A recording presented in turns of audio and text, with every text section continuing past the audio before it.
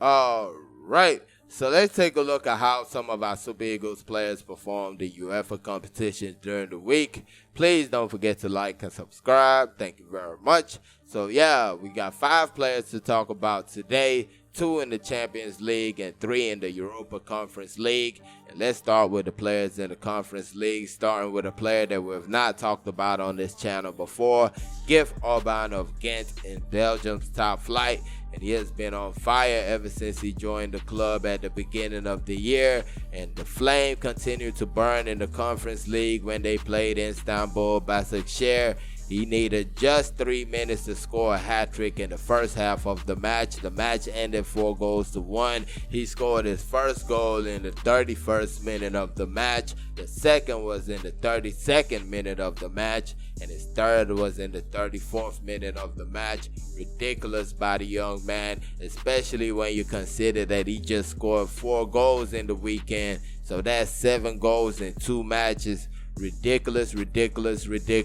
And when you see the quality of the goals, you're not just talking about tap-ins. You're talking about real quality finishes. Right foot, left foot, inside the box, outside the box, free kick. Just scored a beautiful free kick over the weekend. So it's looking like he got the total package. Now moving on to Super Eagles striker Terem Moffi of Nice. Played 90 minutes for Nice against FC Sheriff, the Moldovan club. The match ended 3-1 in favor of Nice, and they move on to the next round 4-1 on aggregate. So Moffi got a goal and assist in the match. The goal was scored in the 53rd minute of the game, while the assist was in the 79th. Terem Moffi definitely seems like he is up and running over there in Nice. Started off a little bit slow, but seems to have gotten the hang of it, and it looks like it's going up from here. The last but not least player we're going to be talking about in the Conference League is Samuel Chukwueze of Villarreal. Played 90 minutes against Anderlecht in the round of 16 second leg matchup. So Villarreal ended up losing the match by 1-0. And sadly, Samuel Chukwueze and his club crashed out of the Conference League in the round of 16. Honestly, I felt like Samuel Chukwueze was good in this match. Had a shot cleared off the line. Created some chances for his teammate, always positive with the ball. I just felt like it was one of those matches for Villarreal. They had a good amount of chances to win the game, but they just could not take them. And at the end of the day, it was the team that put the ball into the back of the net that won the match. And there's nothing more you can say about that.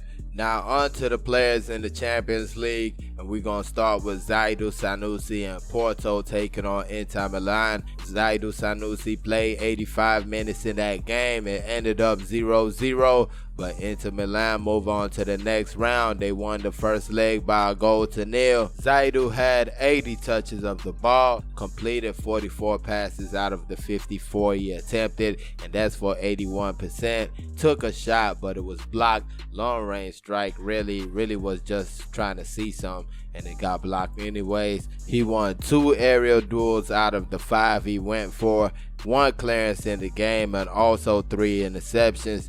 A good game for Zaidu Sanusi, just unlucky for his club. They also had some chances that they could have taken and won the match with, but it just wasn't working for them. I didn't feel like the Inter Milan side they faced was a really good Inter Milan side.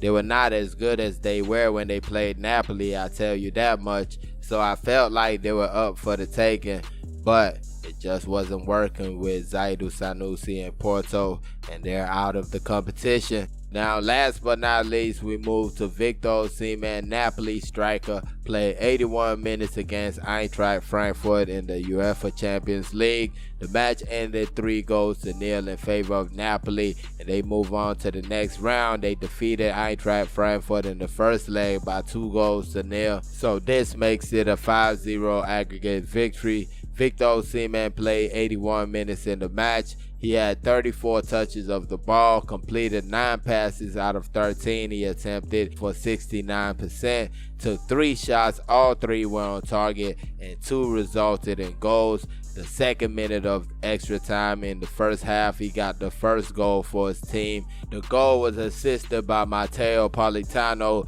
put in a cross from the right wing. Victor Osimhen went up in the air, so high in the air, had enough time to eat a Victor Osimhen cake up there, gets his head on the ball, gets the ball past the goalkeeper, and that's the first goal of the game right before halftime. And that was a soul breaker for Eintracht Frankfurt. You hold the team at 0-0 all the way, and right before halftime, Victor Osimhen decides to score the first goal of the match and end the tie. So basically, whatever you were planning to talk about at halftime, that's done right there. The match is over, 3-0 at aggregate at that moment. Then we move to the 53rd minute of the match. Really a tap in, to be honest. Matteo Politano again with the assist. Victor Osimhen slips the ball into the back of the net. But the real issue was he was holding his wrist after that.